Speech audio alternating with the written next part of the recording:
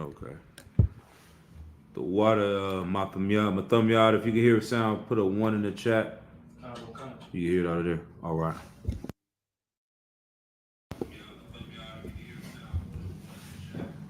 All right. Let me just check one more time. I think I actually turned this off on that shit. All right, cool. We should be good to go. All right. Most High in Christ. All right. Salakia, everybody. We're going to go ahead and clap it up one more time. Salute everybody online. Shalom, Yahweh Shem Yahshai Barakatham to all the brothers. Yahweh Shemar Latham Shem Yahshai to all the sisters. All right, we're going to go ahead and get into class. The brother had a question. If you have any questions online, feel free to type them in. All right. All right, let's go. Sir, my question is on 1 Samuel chapter 28 and verse 9. All right, he said 1 Samuel chapter 28 and verse verse 7. Verse 7. Yeah, we'll start at verse 7. All right. Where King Saul went to speak with you can the just medium. go ahead and turn that off, though. Okay. And also, I can get a breakdown on what exactly it was that he went to convene with. Right. Let's go ahead. It's the book of 1 Samuel, chapter 28, verse 7. Mm-hmm. Then said Saul unto his servants, seek me a woman that hath a familiar spirit, Right. that I may go to her and inquire of her. Right. And his servants said to him, behold, there is a woman that hath a familiar spirit at Endor. Right. Verse 8. And Saul disguised himself and put on other raiment, and he went, and 2 men with him, and they came to the woman by night. All right. So let's go right here and break it down right here. It says that she had a what? A familiar spirit. And so what is that? Salakia, sir. What would you call that? Or what does that mean when people say that in the world? What does that even mean? Salakia, sir. Mm-hmm. My understanding of maybe worldly, but familiar is someone that's able to convene with spirits. Like they have a familiar, like a special spirit that guides them. A special what? Like a spirit that guides them right. into doing spiritual things. Right. Right. Okay. Now, what would we call that in the truth? Witchcraft. To gain that spirit, she may be doing some stuff like witchcraft to get in communication. Would it be a demon? There you go. Right. She has a demon that she talks to. That talks to her. She's in communication with. All right. Let's keep going.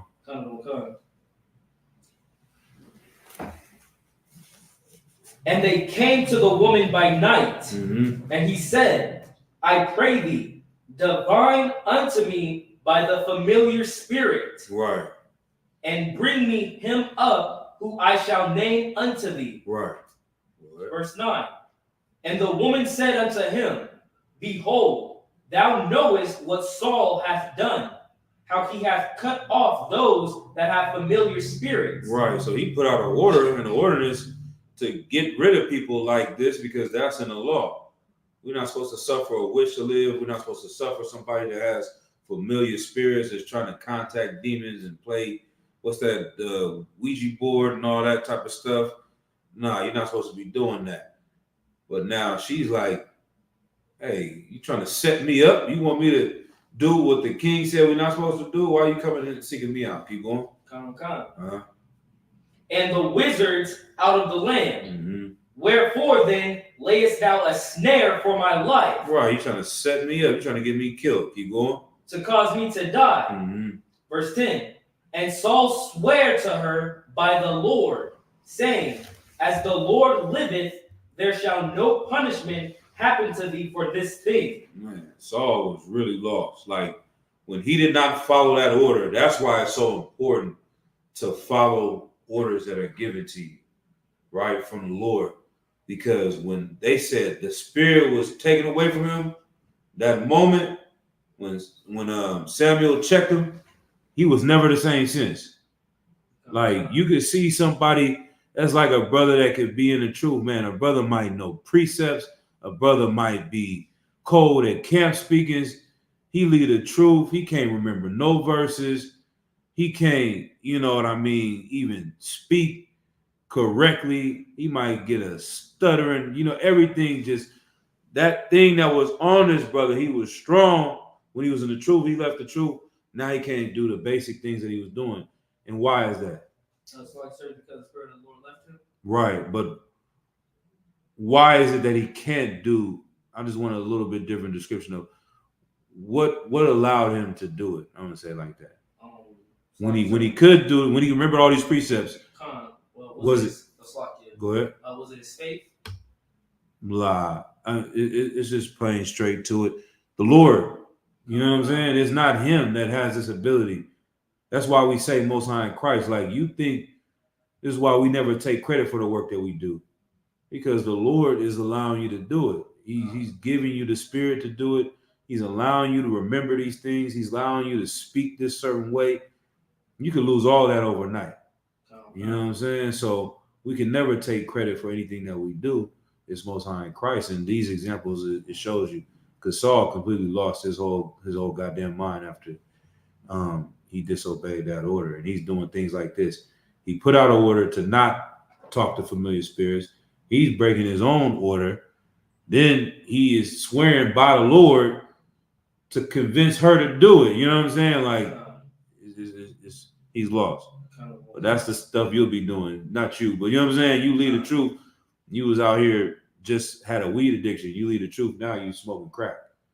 You know what I'm saying? Like, the Bible says that you get rid of one demon and 7 demons come back stronger because they want to be in a clean house. You cleaned yourself up. Now you lead the truth. You'll be in a worse condition than you were before. All right. So I keep going. Verse 11. Then said the woman, whom shall I bring up unto thee? Mm-hmm. And he said, bring me up Samuel. Mm-hmm. Verse 12. Damn. Then this is even worse. Like, who is he trying to get to talk to? It's like, sir, the prophet of the Most High. You see how crazy this sounds? Kind. You know, like, you go to one of these weird shops where they got the psychic in the eye of Horus all on the front of it, weird little stuff.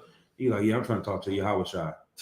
You know what I'm saying? The places that he was trying to destroy and kill, you come to there to bring up a prophet of God. This nigga is out of his mind. You know what I'm saying? But go ahead. Go ahead. So with him being in this state, is it just him lacking the Spirit of the Most High, or is it him having demons as well? Oh, he definitely got demons on him.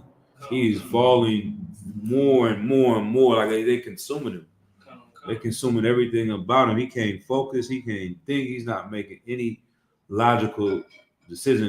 The one thing he's not trying to do. What's the one thing? Blow my mind if anybody can think of that. What's the one thing Samuel is not trying to do ever since the Spirit of the Lord left him? It's like, sir, he's not trying to reach out to the Most High. In what way? In prayer or in action as well. What type of action? You want it? Go ahead. Okay, it's one word for that though. He's not trying to change.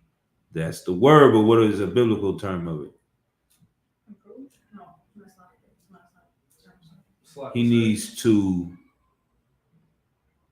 change. There's another word for it. Somebody type it in the chat. He needs to change. This is what Christ came to do, to teach us how to. Go ahead. Exactly. You know what I'm saying? Like, he didn't want to repent. He went further and further. And that's so weak and effeminate, and be made. Like, you mess up. You don't want to say, you know what, I was wrong. You want to double down. You want to triple down. You want to keep going and going and going in the further direction and say, you know what, I was wrong. I don't really deserve any of this, but I'm going to ask for forgiveness and try to be better. You know what I'm saying? He just kept digging a hole deeper and deeper and deeper. And so that's where he's at this point. Well, go ahead. Verse 12. And when the woman saw Samuel, she cried with a loud voice. Mm-hmm. And the woman spake to Saul, mm-hmm. saying, why hast thou deceived me? For thou art Saul. Mm-hmm. Verse 13. And the king said unto her, Be not afraid, for what sawest thou? And the woman said unto Saul, I saw gods ascending out of the earth. And he said unto her, What form is he of? And she said, An old man cometh up, and he is covered with a mantle. And Saul perceived that it was Samuel, and he stooped with his face to the ground and bowed himself. Verse 15. Mm-hmm. And Samuel said to Saul, Why hast thou disquieted me to bring me up? And Saul answered, I am sore distressed, for the Philistines make war against me, Mm-hmm. and God is departed from me. And God is what? Is departed from And me. the Most High is what? Departed from me, Keep going. and answereth me no more, neither by prophets Mm-hmm. nor by dreams. Mm-hmm. Therefore I have called thee, that thou mayest make known unto me what I shall do. Right, and that's like I said, that's so like it be made. It's like you get into an argument. Sometimes people say, I say this too, like you can get an argument with somebody and you can be right about something, and then you go overboard in your rightness and you end up being wrong. Don't ever do that. You know what I'm saying? Like you was right initially, now you ended up going too far and you have to end up apologizing. It's like Saul is just keeps going and going on this journey instead of returning to the Lord. He said, the Lord is departed from me. So now you're going to do more evil to get the right answer from the Lord. You think that's going to help your situation? You think doing what got you jammed up is going to get you, you know what I mean? Like you sell a dope and you get arrested for it, you bail out and you're going to sell dope so you can pay your lawyer fees. Like, what sense does that make? You know what I'm saying? That's what people do in the world, and that's the spirit that's on them, and that's because the demon on them. We don't really got to go too much anymore for this. Just to answer your question, the woman had a familiar spirit. That familiar spirit was a demon. That's what he was seeing. You see what I'm saying? That's what they were in communication with. It's a demon that knows everything is just an angel of the Lord, and he's letting Saul go further deeper into his, sin. So, sir, why does it refer to this as Samuel, and why does it read out as if it actually is Samuel? Like, how do you disprove that this is indeed actually a demon instead of an actual spirit? First, you can go to the part where it says, go in verse 14 after it says, and she said, an old man cometh up. Read from there. Come. And he is covered with a mantle. Right. And Saul perceived that it was Samuel. Right. He perceived. He didn't know for sure it was Samuel. It was somebody that came covered up with a mantle like this walking up. You see what I'm saying? And he just started talking. He's like, that's Samuel. I asked for Samuel. This person talking to me is Samuel. And the demon can talk like Samuel, can walk like Samuel, can whatever he needs to do. But he's just messing with Saul because he's being weak. Go ahead. So you can read it as Saul believed that it was Samuel. Right. And then so after that point, in his mind, this is Samuel. And so that's why it's saying this is Samuel. You see what I mean? Right. Is there anything further to prove the point to a Christian to show that this isn't actually a ghost?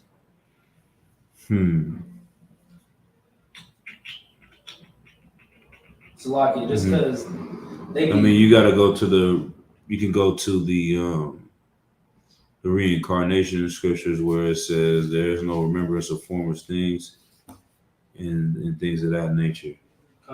So you know what that's at? It's in Ecclesiastes. Yeah, you can use that. Anything else that can cut them? That this is, like I said, just a familiar spirit. She had a familiar spirit, so this is who is talking. I mean, it's really saying that in general. It's like that's why he said, "What form?" Go to the beginning of verse 14. Verse 14, and he said unto her, Right. Go to verse 13. Verse 13. It's always right there. You know what I mean? It's in it if you just read what it's saying. Go ahead. And the king said unto her, Be not afraid, for what sawest thou? And the woman said unto Saul, I saw gods ascending out of the earth. So she saw powers or angels, Elohim, demons ascending out of the earth. She's seeing a whole bunch of things. Keep going. And he said unto her, What form is he of? And exactly, he's not even seeing what she's seeing. He's communicating, you know what I'm saying, through her, and she's explaining what she sees. And she said, An old man cometh up, and he is covered with a mantle. Right, so he's not seeing this. She is seeing this, and she's telling him what she's hearing. You see what I'm saying? Keep going. And he is cut. And Saul perceived that it was Samuel. Right, so he doesn't know anything other than what she's telling him. Right. You see what I mean? And so this is in his mind what is going on, but in reality, it's her talking to a demon and telling him, and the demon is going along with it because he wants Saul to be further destroyed for doing all this evil that he's doing. You understand? So it's literally right there. If you believe that this woman is doing right, you just got to ask them. That's why I question you put them in the box. So it's like when she had a familiar spirit, because Christians are spookism, right? So who is the familiar spirit? Is that the Lord or what? So what you know what I mean? Go ahead. Within that, like, how would they actually interpret a familiar spirit? That's what I'm saying. They're gonna believe it's of Satan too. So you saying this woman worships Satan, she follows Satan, and she's gonna use Satan to bring up a prophet of the Lord to come talk. She has the power to go wake up Samuel. That's the nonsense that the Christian church has when they really believe Satan has these powers. They don't believe that he's an angel of the Lord and he's in order and he has to obey. So that's going to go into, you just got to prove that Satan is an angel and he just follows orders. And all this is, there's nobody else out here doing anything without the Lord letting it happen. You know what I mean? So this is just all in her mind and all in her understanding. And he's just perceiving this is what's being told him. So he never actually talked to anyone. He just talked to her. Yeah. Okay. So like, sir. No sweat. Go ahead. Maybe it's still on subject, but just a little deeper. Right. So within that, in today's time, does that mean even today there are those that can gain information from things like a familiar spirit? I would say like this. I remember Jeremy Muhammad talking about this, like this whole psychic capabilities and people that Miss Cleo, you're all too young for that. No, Miss Cleo, call me now, or some Jamaican lady that used to be talking about she had psychic capabilities. And she would just say basic normal things and dumb people would give her money. She'd just be like, okay, what's going on? Yeah, I'm just having issues with my woman. Well, let me guess. Do you have another woman on the side? Yeah, I do. Okay, she doesn't like it, right? You know what I mean? It's just like anything you could, basic common information you can figure out and think about any issues that people have. You don't like your job, do you? Yeah, I hate my job. Oh, yeah, your boss is giving you a hard. Yeah, how'd you know that? My boss. Everybody goes through the same things. You know what I mean? 99% of the people that claim to have psychic capabilities, claim to have familiar spirits, are hustlers, and they're just scamming people. They scam artists. Like there was a movie, Ghosts. I don't know if you ever saw that one. You saw that one. It's a good movie. I ain't gonna lie. Whoopi Goldberg is in it, and she's doing that role. She's playing like she can talk to spirits. And the whole time she's been hustling people doing that thing too, like faking it and making up basic stuff everybody would think. Now, when a real ghost came and started talking to her, she freaking out. She was out of her god. She was scared. You know what I mean? Because she like, this is not normal. They wonder what's wrong with her, but she's really seeing a ghost. So, long story short, 99% of those people are scam artists and they just do this to make money from stupid people. That 0.1% of people that actually can do it, the government already picked them up. They work for the FBI. They work for the CIA. The government found them people and they use them for other stuff. You know what I'm saying? And inside of that, it's just them talking to demons, and they really are, in communication with demons. You know what I'm saying? That's heavy. Yep. So, anything else on that one? That's good. You got another question? Yep. All right. The brother said he wanted the scripture breakdown, Matthew 12. Too. I can hold it, sir. No, go ahead. Let's go.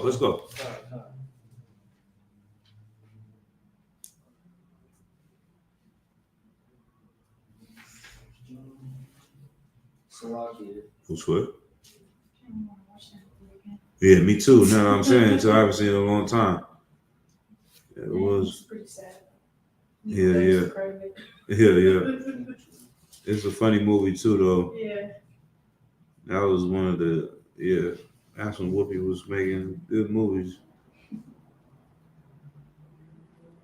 What did he say?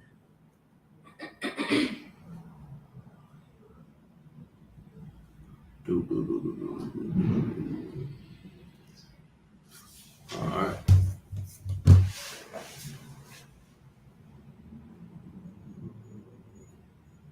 You looking for the verse? Yes, it's 1 John chapter 2, verse 18. It says, "Little children, right. It is the last time, and as ye have heard right. that Antichrist shall come, right. even now there are many Antichrists, right. whereby we know that it is the last time." Right. So when it's speaking of this, is it talking about the last time in Revelation, speaking of that Antichrist? So read it again. Khan. He's saying, is it talking about the Antichrist in Revelation? Khan. Go ahead. Verse 18. Little children, it is the last time. Right, so it's saying it's the last days, right? Go ahead. And as ye have heard that an Antichrist shall come. You heard that Antichrist shall come. Keep going. Even now there are many. Even now are there many Antichrists. Right. Whereby we know that it is the last time. So in the movies and a lot of Christian dogma, they paint the Antichrist as one little evil Edomite baby that's born. He's just evil from birth. He's pranking his mom and killing people. The Antichrist is supposed to be this one person. They don't know if it's Donald Trump. They don't know if it's Joe Biden. It's supposed to be some Hitler. But in reality, it's just saying that their Antichrist is meaning someone that goes against Yahweh Shai Mashiach. Fake Israelites are Antichrist. The Christian church is Antichrist. The Muslim mosque is Antichrist. The drug dealers, anything that goes against the law, statutes, and commandments and the teachings of Yahweh Shai Mashiach are Antichrist, right? In the name, they are Antichrist. Now, they're trying to boil it down to this one specific leader, when in reality, it's more of that Antichrist in the last days you're talking about in Revelation is just the organization of basically America and its leadership. Like, that Antichrist is who is running the country and who's going to push these things forward. Not like a one person, meaning like this government, this people is the Antichrist. Like it's the epitome of pushing against Christ, and you see it how it's playing out today. They promote children becoming whatever they want to be, switching up their gender. They promoting you can become an animal, you can do this, you can do that. They about to make it lawful to be a pedophile. Like everything under the sun is displaced. And the more and more we get to the last times, you're starting to see it's truly revealing who it is. Like America started off saying you can't get a divorce and you can't, or some other things that sound like are right according to the Bible. You know what I mean? Like they have certain rules. What you say? Exactly. Or that too. And you can't do homosexual marriages. You can't do that. But now as time's gone, it's slowly taking off the mask and showing you really who it is, because you go back to the Roman Empire, the Greek Empire, they always been LGBT. That's always been their spirit, but they had to cover it to get you on board. And then now, as time goes, they slowly start revealing themselves. So we are in the day of the Antichrist. Like this is that. So like you sir. What? So that would mean in Revelation when it's talking of the beast, it's also speaking of America and pretty much the head of Antichrist, which is just Antichrist. Right. And they say his number is 666. You know what that is? What's that? The leadership of the government in place. And meaning what? What is the 666? That's the number of people. Right. 666 men that rule the earth today.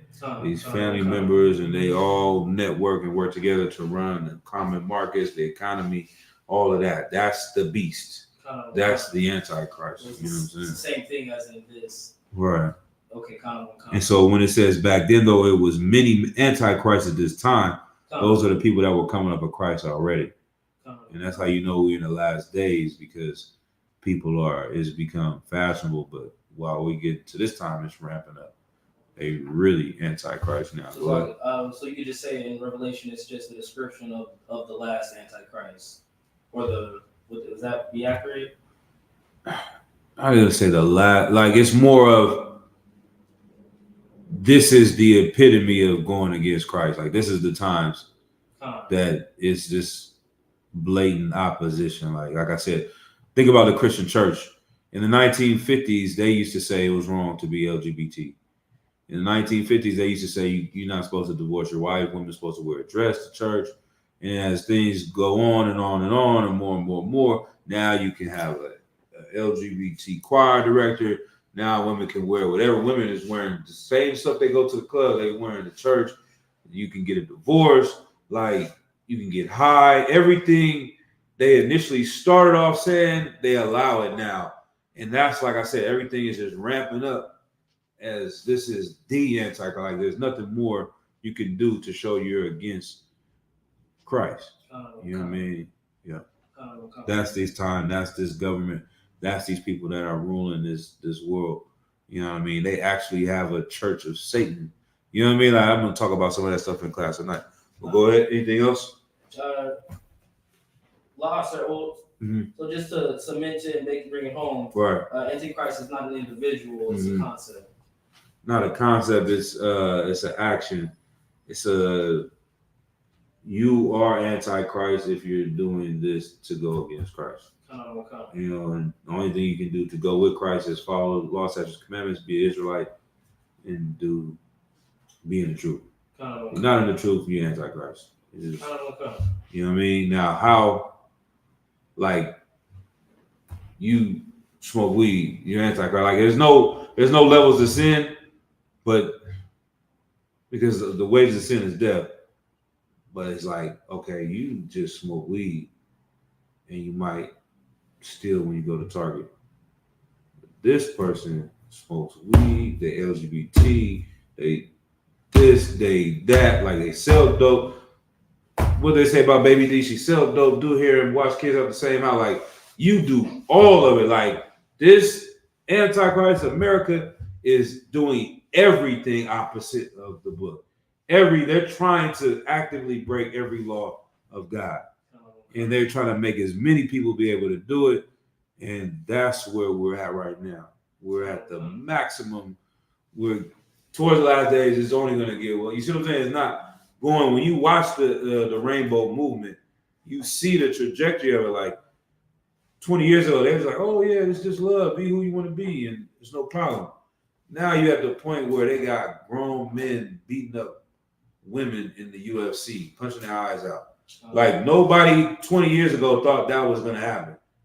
But it is what it is. No one thought you would let some grown man go into the bathroom like they had a spa day or something. It was women and they had their kids in there. And some man was just walking around with his rod out. You heard about that? You know what I mean? Like no one thought saying, oh, just love who you love. It's okay. We thought it would get to this. Well, it's about to go past that. The people that say it's okay for him to walk around are going to be like, they're doing too much. In the next 10 years, the price don't return. They're going to be like, that was cool. We just wanted to stand for men being able to go in the bathroom. Y'all are saying a man can marry a 5-year-old. This has gone too far for us, too. but it's gonna keep going. You know what I'm saying? Christ's gonna have to come and cut all these people's heads off. You know what I'm saying? The anti-Christ, like this is everything. You understand? All right. Let's go to Matthew 12 and 26. Let me answer this brother's question. Yeah, man. I was just thinking the other day, like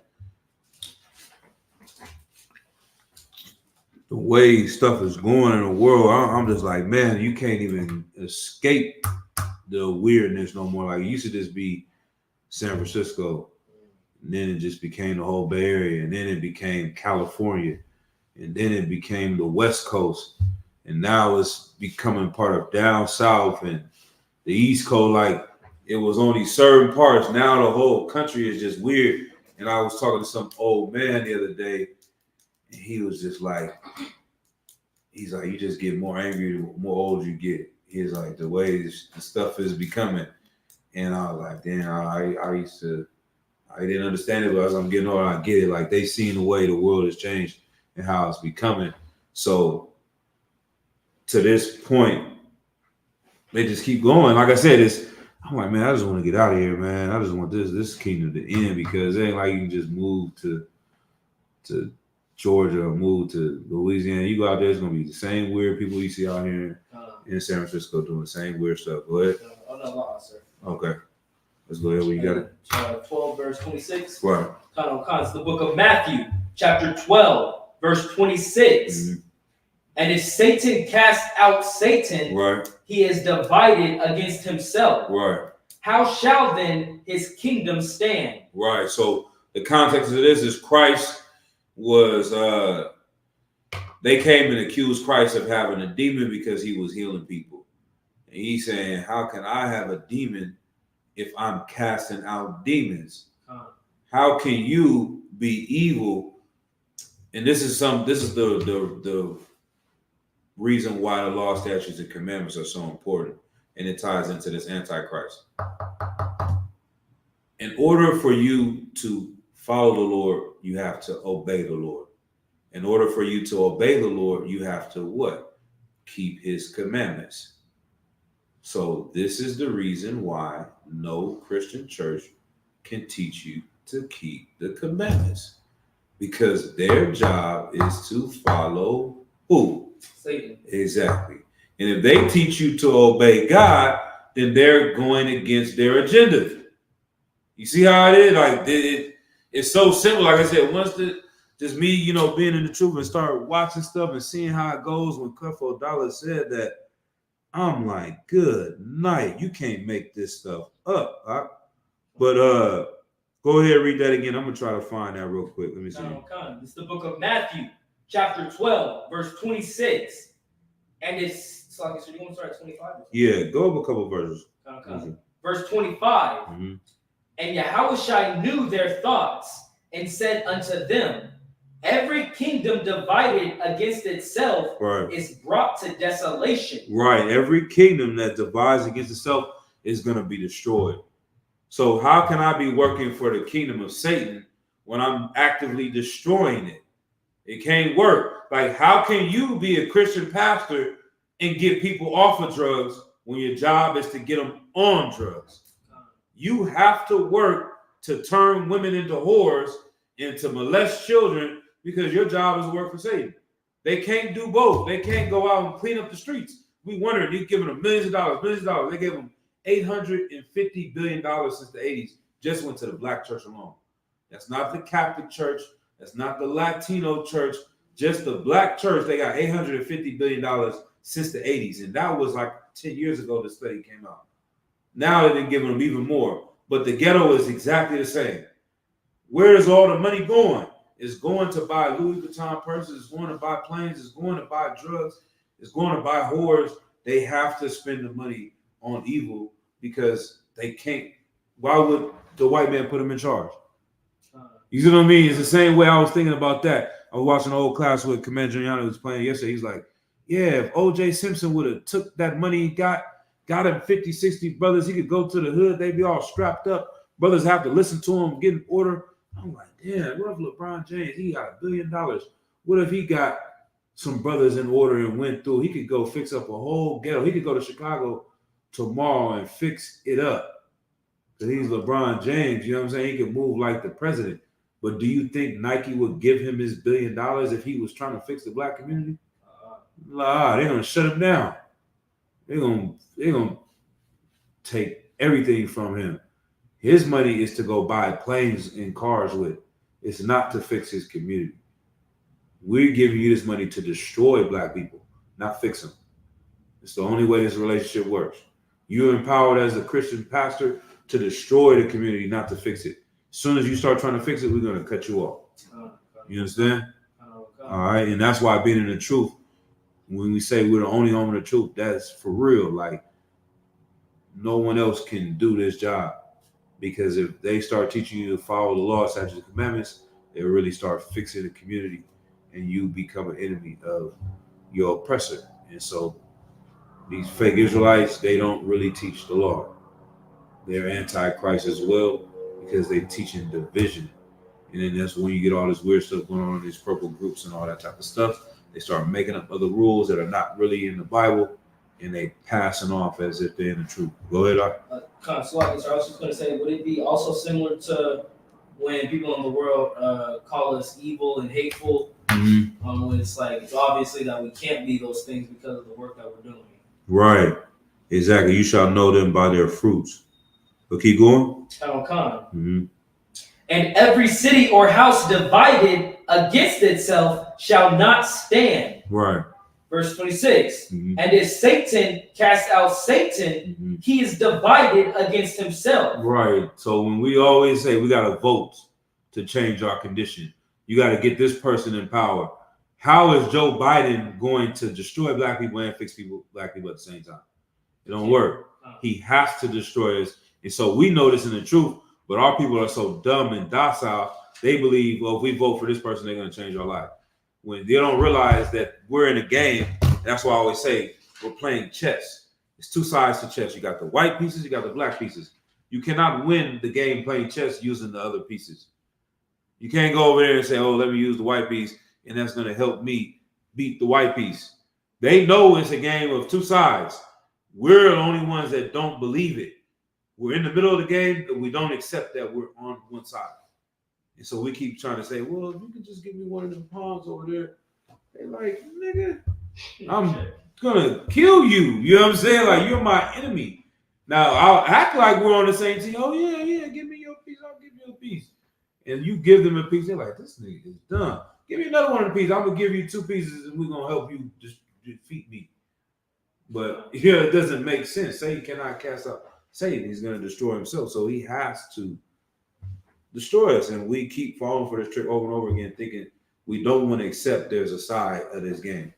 This race that we're playing, you are born in the race. You're born on your race. You have to stay on your side. You cannot go to the other side. You can't get out of this. You know what I mean? Go ahead. And if Satan cast out Satan, he is divided against himself. Right. How shall then his kingdom stand? Right. Where you at? Verse 27? Yep, keep going. You wanted to go to 28. And if I, by Beelzebub, cast out devils, right. By whom do your children cast them out? Right. Therefore, they shall be your judges. Right. So he's like, they were Sadducees and Pharisees were trying to do similar things. And so when y'all do it, it's of the Lord. When I do it, it's evil. Something ain't adding up. Keep going.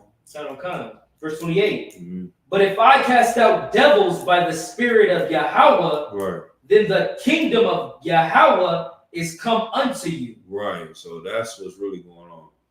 I'm really doing this work. I'm really changing people. That's of the Lord. You know me by my fruit. I can't do both. I cannot help Satan and help the Lord. There's only one or the other. Y'all have to be able to figure that out. Y'all got to discern that.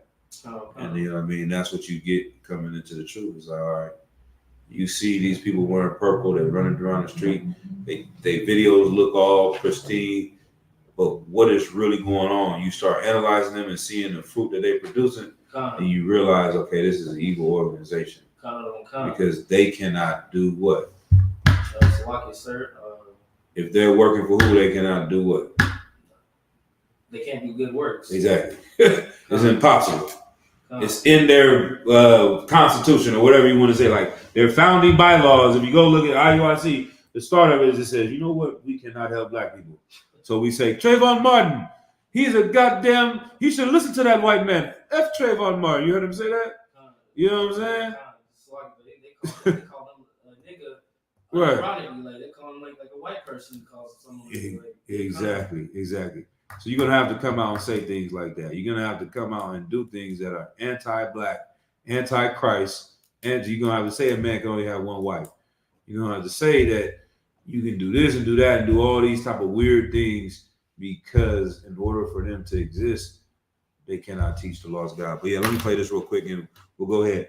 Now the other context too, Mathumyad, also what we use this precept for obviously is that the times that we're living in right now, America is divided more than it's ever been, and this kingdom is about to fall. And it's just how the law stirs up sin. We looked at that. So if we Christians hope for victory over sin, we should have any relationship with the law, not eat the 10 Commandments. So he just said, we learn one more time. I'll play it one more time. He goes into it more, but it's only a little bit. So how the law stirs up sin. We looked at the that. law stirs up sin. Follow the laws of God, create sin. Keep going.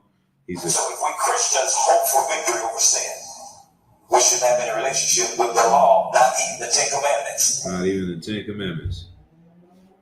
Who said that? That's Creflo Dollar. God. He's teaching that to 10,000 people. Don't have any relationship with the law because it stirs up sin. Now, give me the precept where it says the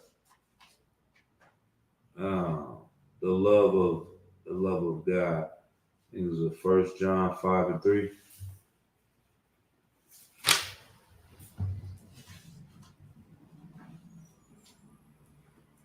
First John 4:16. Mm-hmm. 1 John chapter 5 verse 3. Slide. Mm-hmm. The book of 1 John chapter 5 verse 3. Right. For this is the love of God. For this is what? The love of I'm God. gonna write it down. Let you write it down. Huh? The water, sir. Don't sweat. This is how you love the Lord. You want to learn how to love God? Everybody in the Christian church, I love God, I love Jesus. Everybody go in there and ask them in his church, they're going to say they love Jesus, they love God, they holy rollers, they Holy Ghost filled, they love the Lord all day. They say Jesus a million times in the church. Jesus, Jesus, Jesus. Okay, well, if you love God, you love Yahweh, this is what you need to do. Read it again from the top. Verse 3. Mm-hmm. For this is the love of God. What? That we keep his commandments. That you do what? That we keep his commandments. So what is he talking about? He's saying, don't keep the commandments, not even the big 10. What are some of the 10 commandments? Everybody knows this. What's some of the 10 commandments? Go ahead, sis. Damn, don't do that. F your mom and your dad. Go another 10 commandment. Do not do what? So you need to commit adultery is what Creflo Dollar is telling you. And what do they do in the Christian church? They don't give a damn about their parents. They commit adultery. What's some more of the 10 commandments? Just the basic. Go ahead. Damn. Christmas, Easter, Thanksgiving, birthdays. So give me some more 10 commandments. Thou shalt not murder. Thou shalt not what? Thou shalt not murder. Now let's go to death row and ask them what did they grow up? What religion did they grow up in? Right now. You think I'm making it up? We can go to death row, San Quentin. Ask them, what religion did you grow up in? The Christian church. Everybody on death row that killed somebody, and those are the niggas that got caught. There's a whole lot of other people in every ghetto across America. There's killers running around that never went to jail. All of them are Christian because they believe what Creflo Dollar is teaching. I'm gonna play it one more time, and this is exactly what they're doing. Go ahead. I'm talking to myself. It's like I'm telling them my self-order. How the law stirs up sin. We looked at that. So if we Christians hope for victory over sin, we should have any relationship with the law, not eat the 10 Commandments. Right. He goes, like I said, more into that breakdown. So now we're hearing that, and you see the result of that. They don't have any relationship to the law, and they're a bunch of homosexuals. They're a bunch of murderers. They're a bunch of thieves. They're a bunch of adulterers. They're a bunch of child molesters. All of that's going on in the Christian church because they don't have a relationship with the law. And the Lord is telling you right here, read it again for the top. Verse 3. That's the book of 1 John chapter 5, verse 3. Right. For this is the love of God. Right. That we keep his commandments. Right. And his commandments are not grievous. When you really, really think about it and you really have the Spirit of Christ upon you, you realize it's not even hard to do this. You're just selfish. And that's why you don't keep the commandments. Like you don't, I was talking to somebody the other day and we were talking to a sister. And I'm telling her about the Israelites. And she was like, yeah, that's heavy what y'all do. You know what I mean? You write like the Black Panthers and all that. I can't stop eating bacon. You know what I'm saying? I'm not going to stop eating bacon. I got to. I'm like, that's so selfish. And that's going to we're going right into tonight's topic. So tonight's class is Freedom is Slavery and Slavery is Freedom. That's the title of tonight's class, going off of something we were talking about last time. Why do I say that? Freedom is slavery and slavery is freedom. America offers you the freedom to do and be whatever you want to be. And that's called being individualistic. I want you to look up that term, individualistic. We're going to read that. We're going to run through these things. I'm going to try to break it down real quick. Oxford definition. Or put individualism, matter of fact. It's an ism. It's a way of life. It's a mentality. Go ahead. Oxford dictionary definition of individualism. Right. The habit or principle of being independent and self-reliant. Damn, that's even. You really, I didn't even think about that, but like the independent movement, independent woman, like that's the spirit that America puts on everybody. It's not just the women, it's everybody. The men want to be independent. They don't want to worry about other people. It's about myself. Keep going. Okay. Second definition. Right. A social theory favoring freedom of action for individuals over collective or state control. Damn. So that's the freedom of action. You get the freedom to do whatever you want. That's America. America is based on individualism. You do whatever you want to do under the sun, and you have the freedom to do it, and that's what makes America a great place. Go ahead. That's like it, sir. I just want to say that I feel like that's something that a lot of brothers that struggle with accepting the truth try to fight with, me myself included. I would always ask the question, well, why can't I be an Israelite by myself? Why can't I just follow the laws by myself? Right. I still have that individualistic mindset, right, realizing that itself was antichrist. Damn right. Good hand, man. And why is it? Because what are the two most important commandments? To love your neighbor to love the Lord with all your heart and all your soul, right, and to treat your neighbor and to love your neighbor as yourself. Right. So how can you even keep the most important commandment by yourself? You can't even do what Christ told you to do by your goddamn self. How you gonna love your neighbor by yourself? You have to have brotherhood in order to follow Christ. It's the foundation of the UPK. You have to have brotherhood and sisterhood in order to even follow Christ. That's why we say these fake Israelites are antichrist, because they don't have any brotherhood, because they don't want to be together. That's not what Christ died for. Christ did not die for you, Aquaf. He died for the nation of Israel, his people. That's who he came to save, a nation, not one person, not some, what is that called? Like he wants to raise up an army, not a little militia, this little group over here, and this little group over here. No, he's coming for his nation of people, right? But yep. And so go ahead. What we got? So you an individual. That's it for that. Give me the definition of collectivism. And I'm gonna play this thing on here real quick. It's gonna be low. Y'all might not be able to hear. I'm gonna play it both. I'm gonna play it online for the people, and then I'm gonna play it on my phone. This is the Oxford definition of collectivism. Right. The practice or principle of giving a group priority over each individual in it. Right. So now I don't want to give up pork because it makes me feel good. But I was just thinking, I'm like, damn, if I told you you could give up pork and you could bring black on black crime and murders to zero, would you do it? I know you do it because you're here with me.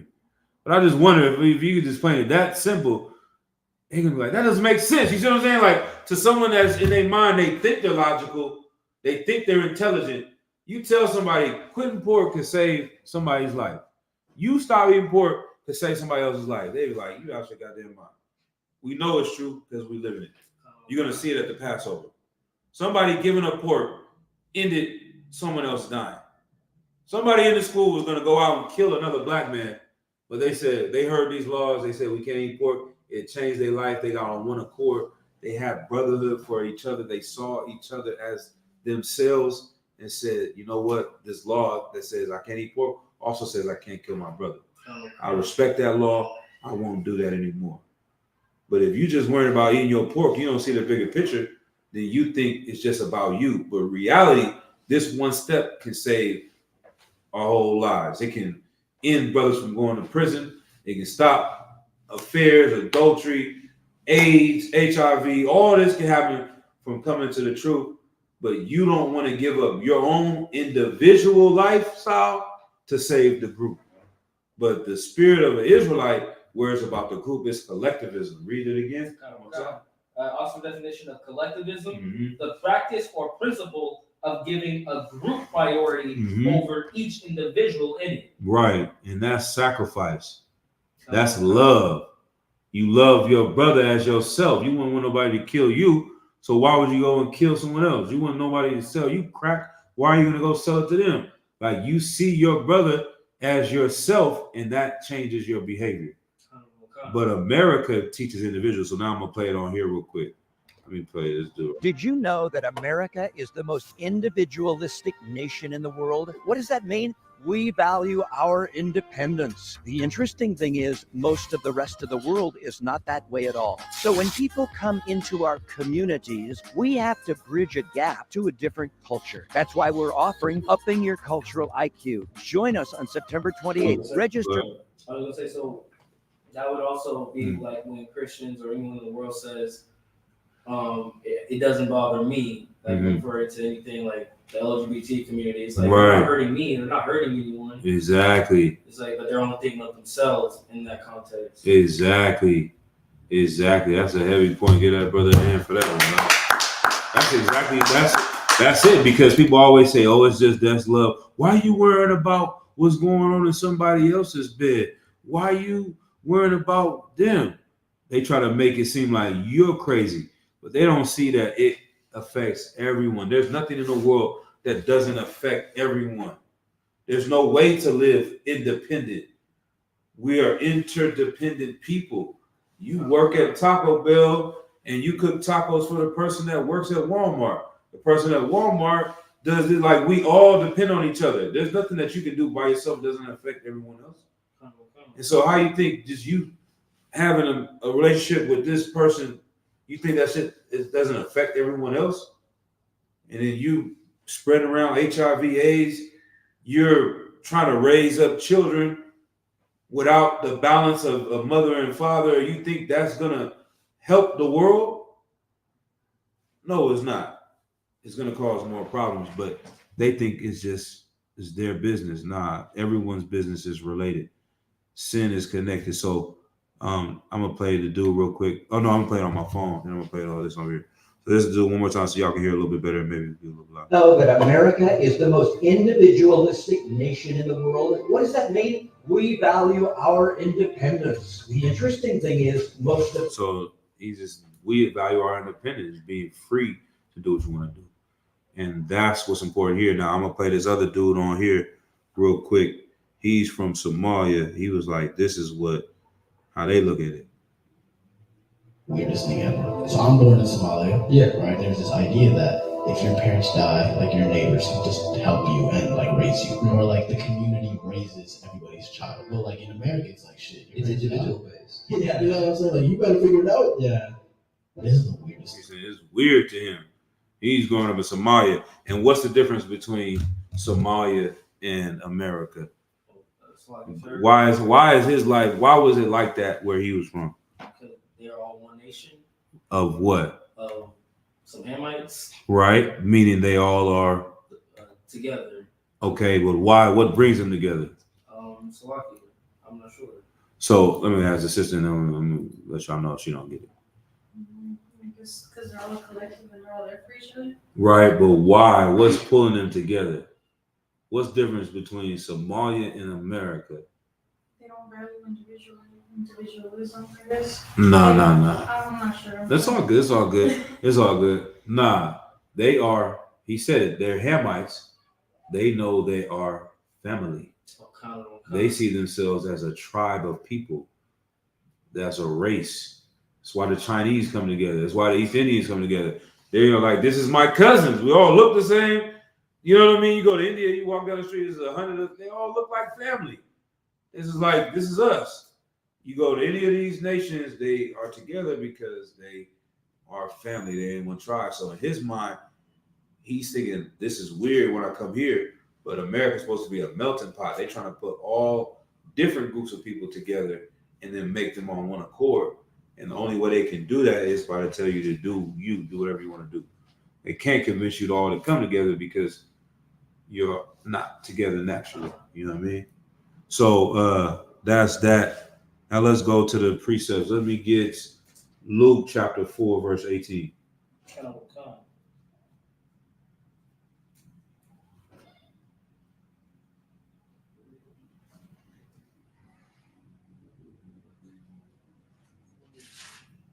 We got 8:30. Try to get out on 9 o'clock. Mm-hmm. This is the book of Luke, chapter 4, verse 18. Mm-hmm.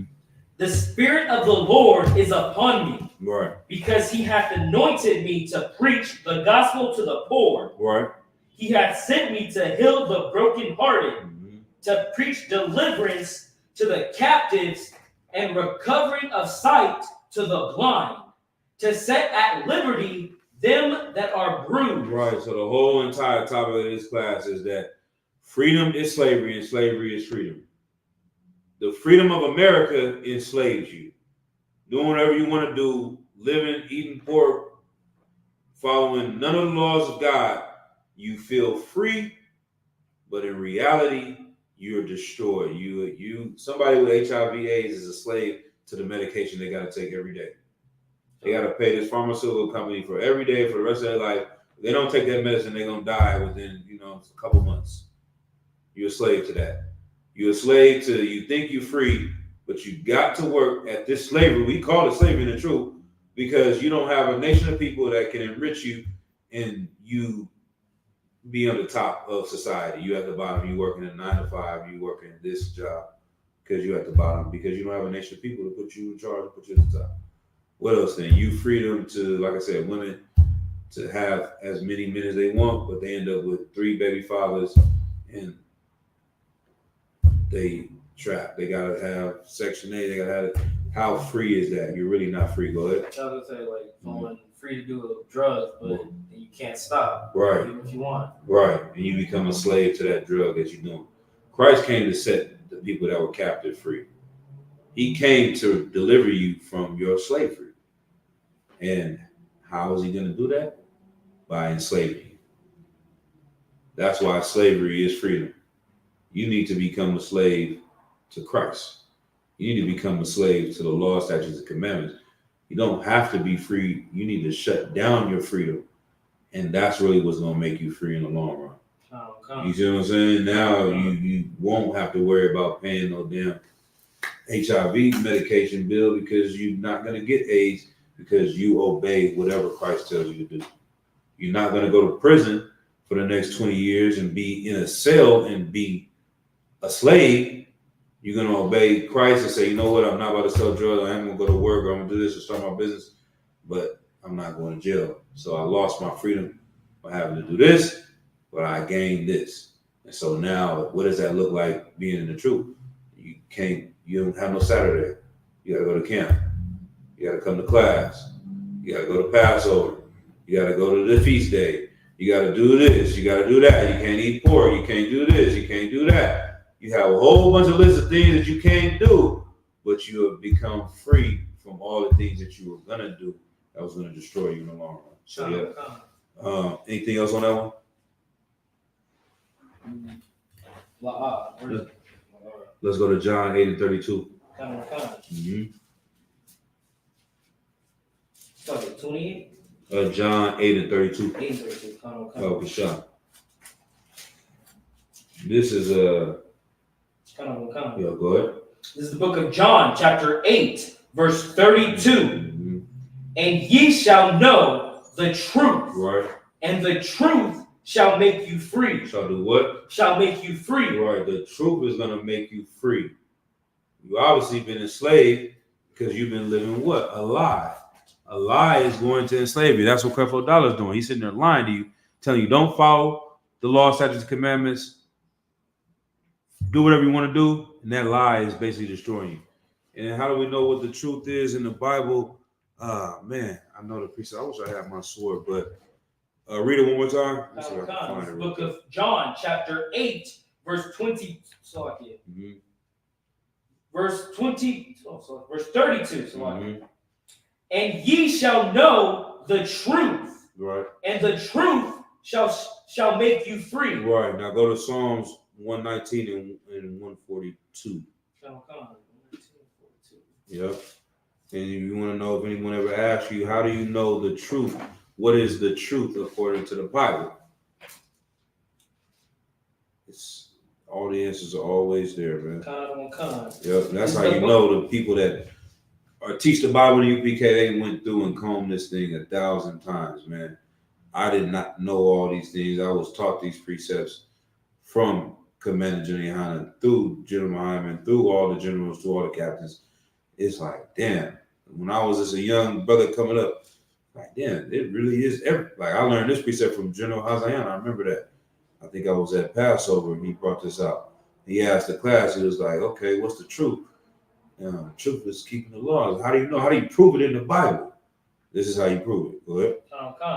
This is the book of Psalms, chapter 119, verse 42. 142. Oh, so like a 142. No sweat. 119, 142. Mm-hmm. Verse 142. Thy righteousness is an everlasting righteousness. Right. And thy law is the truth. And thy what? Thy law is the truth. The law, statutes, and commandments is the truth. The truth shall make you free. What is the truth? The law. Like, we're not just making it, you know what I'm saying? Like, this is in the Bible. If you know the book, you will realize everything we saying is true. And that's why they don't want to teach you the Bible. Because it's right in front of your eyes. The answers is right there. You don't got the answers, Sway. You don't got the answer. It's right here. The answer is right here. You want to fix the black community? Stop eating pork. That's not too simple. You can't fix a complex problem with all this dynamics of it. Yeah, you can. It's very simple, man. Do this right here and watch. You don't believe me? Go to the Passover. We got evidence right here. We got 1,000 niggas that would have hated and tried to kill each other that don't do any of these things because they follow these laws. Right? It's very simple. You can change people's lives with that. All right, the truth shall make you free. That's what Christ said. Give me Luke 1:67. Bible shot. The water.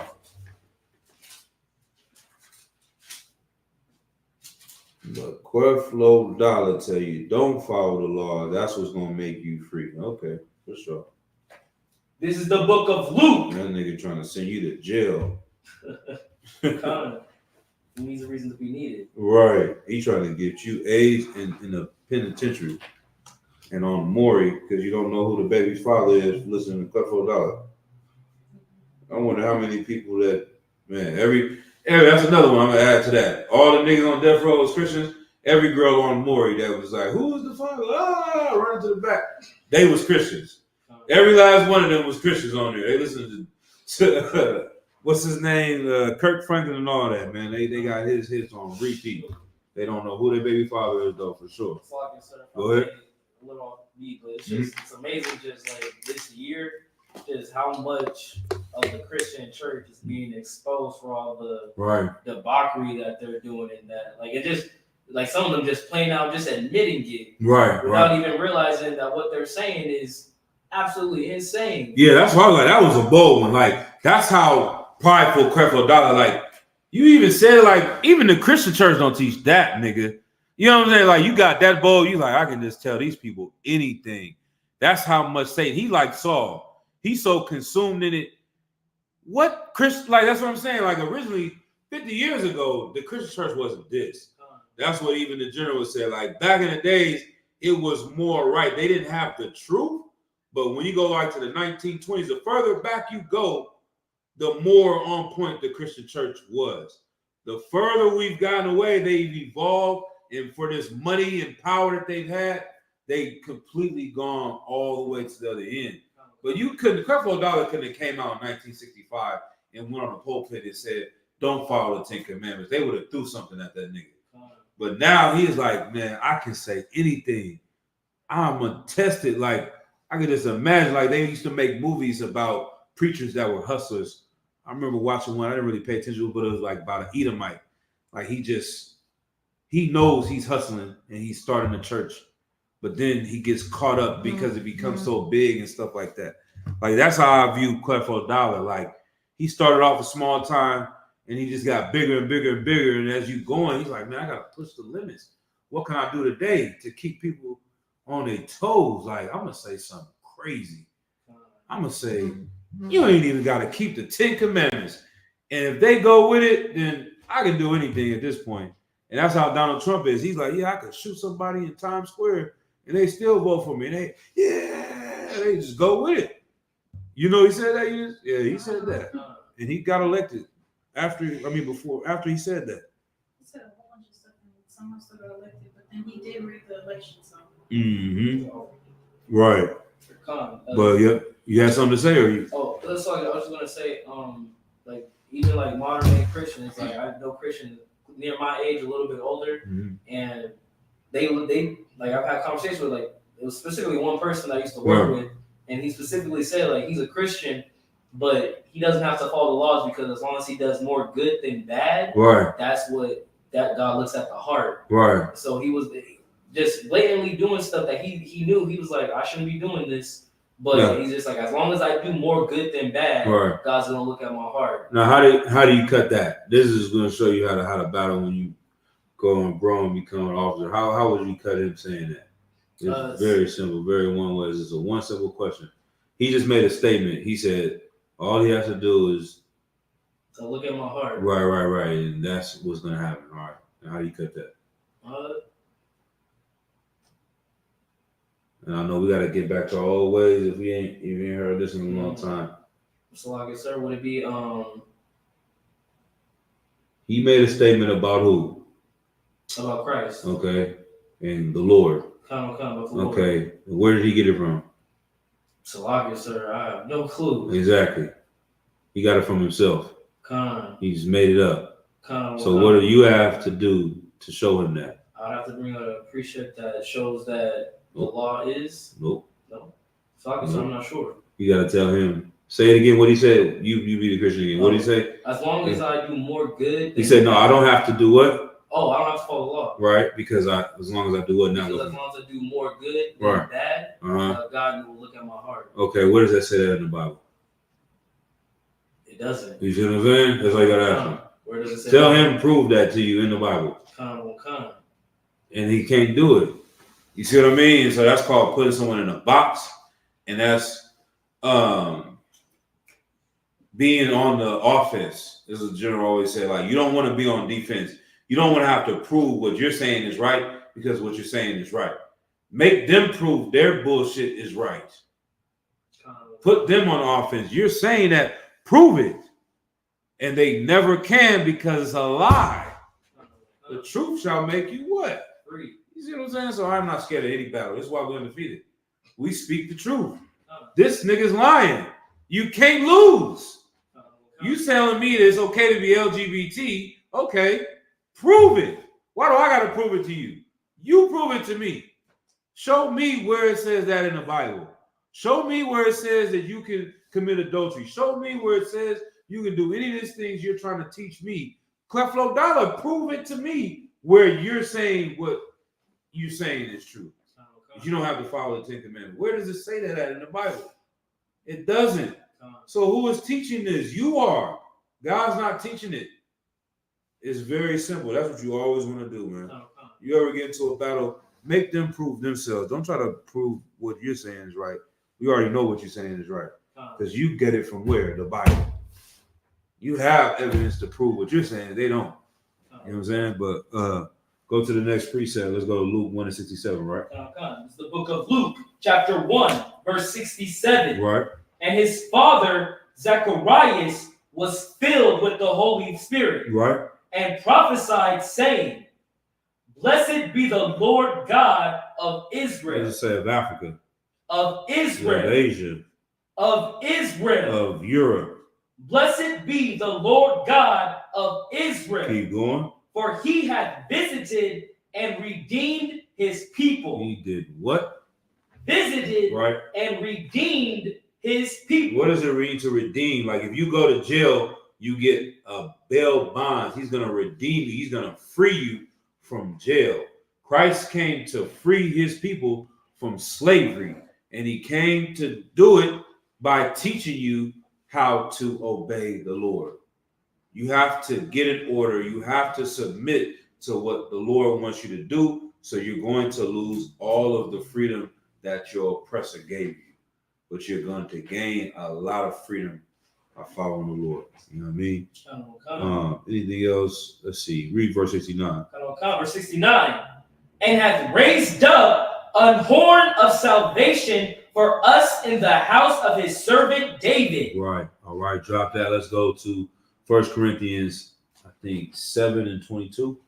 My handwriting might be bad. It might be not. I think it's 7:22. 1 Corinthians. Yep.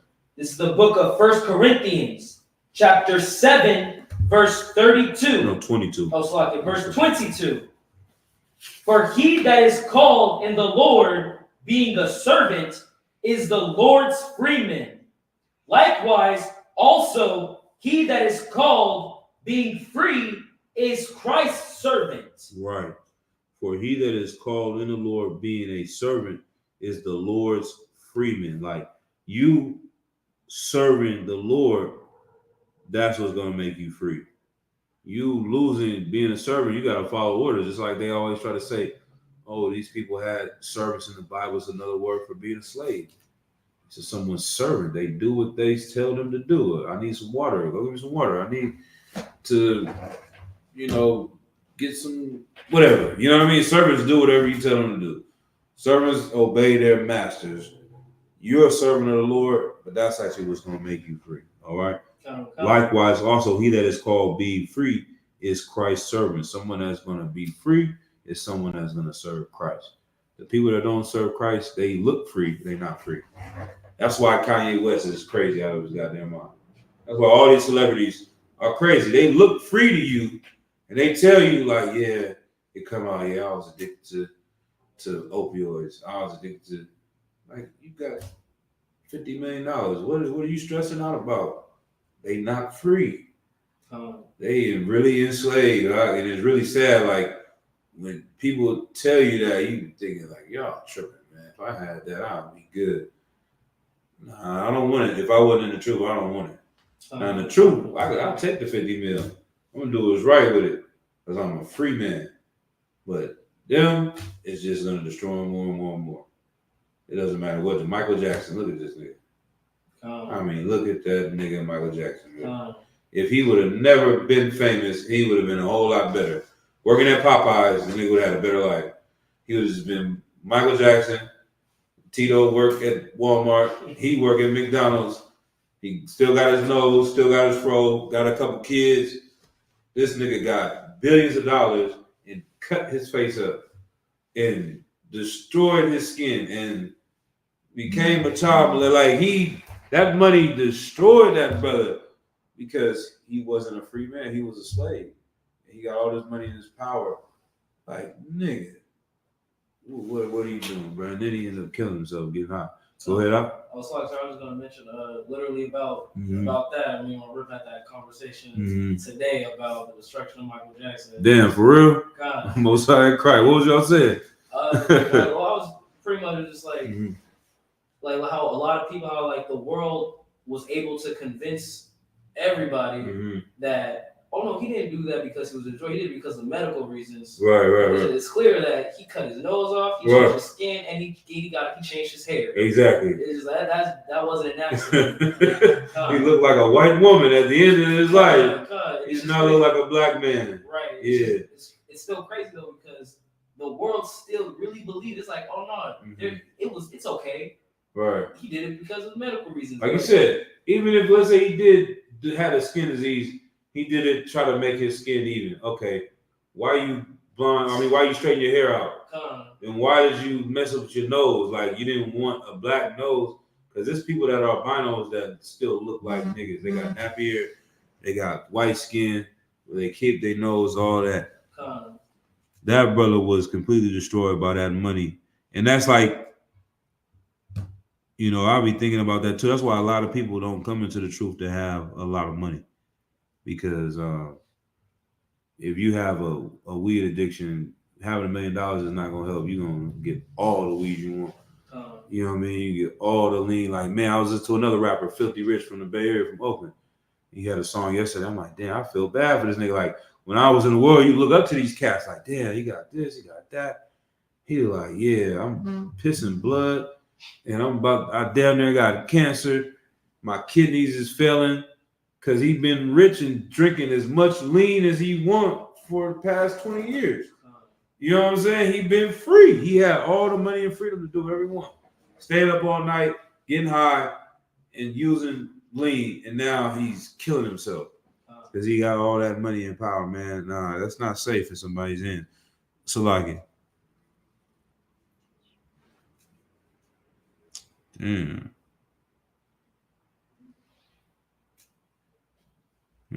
All right. Okay. Go ahead, Salaki. Where we at with it? Verse 23.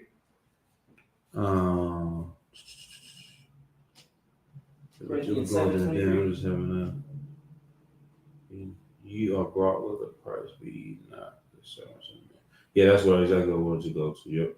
It's the book of 1 Corinthians, chapter 7, verse 23. Ye are bought with a price, but not ye the servants of men. Be not ye. Yeah. Be not ye the servants of men. Right. So this is talking about saying Christ bought you with a price. Like, once again, giving you the bail analogy. You go to jail, someone has to come and pay your bond to redeem you so you can get free. And now they're like, okay, now, nigga, you owe me. You want to get out of jail? Now, okay, I paid that. Yeah, you out of jail, but you owe me. You're going to have to pay me back. You got to pay Christ back. He didn't just do this for nothing. He wants you to go out and continue the work that he was doing. You got to go help other people. You have to change your life. I can't get you out. You saying, get you out. You supposed to go to prison. You call me on my phone like, yeah, I ain't going to do this. I ain't going to sell dope no more. Just come get me out of here. I'm done with the game. I'm giving up. All right, cool. I'm going to be over there. Boom, pay the money. Get out. All right, I need you to go talk to the kids. Tell them that they shouldn't join no gang and stuff, so don't no more. I need you to go home to your family and raise your children. I need you to take care of your wife. I'm going to need you to do this and do that. You know what I mean? And you get out and you do the same stuff again. Right. Like, nah, man, I didn't bail you out for you to go sell dope again. I bailed you out so you would stop. You know what I'm saying? If it was the case that you were going to do, I should have just left you in there. It would actually been more better for you because at least you couldn't have hurt nobody else. Right. You know what I mean? And that's what Christ is saying. Like, he redeemed you. He bought you at a price. You owe him. You have to change your life. If you don't, then you are really trampling on Christ. That's another precept, but we won't pull that one out. But you understand? All right. And so that's why I say freedom is slavery, slavery is freedom. I'm going to keep repeating it as we go through each different verse. Now, Romans 6 and 15.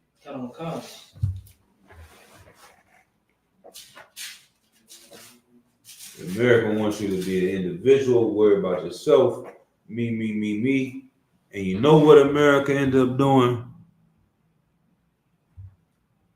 That's a statement that they say, right? America is the land of the free. right. What is this? Land of the brave, Land of the brave, land of the free. Now let me see if anybody can guess. Which country on planet Earth has the most people in prison? There you go. There it is. America. America has the most people in prison. I'm gonna look that up. Yeah. Country. It said we have more people in prison than the next 4 countries. Mm. Countries' prison populations combined. Damn. I believe it. Highest prison population. The United States is the home to the largest number of prisoners worldwide. Roughly 1.8 million people were incarcerated in the U.S. at the end of 2023. That's less than usual. And exactly, it used to be higher than that. They letting people out, and they still number one. In China, the estimated prison population is 1.69 million people that year. Other nations have far fewer prisons. So one thing, even with that number that China has, that is ridiculous in comparison to population. China has 1.3 billion people. America, we're only the 0.3. They got 1 billion more people and still got less people in prison. That's crazy, They have 1 billion more people and they still don't have as many people as we do in prison. But what do they tell you about China? Oh, it's like that. It's an oppressive country. Exactly. And it's oppressive. What's the other word they use for that? It's a dictatorship. You know what I'm saying? It's communist.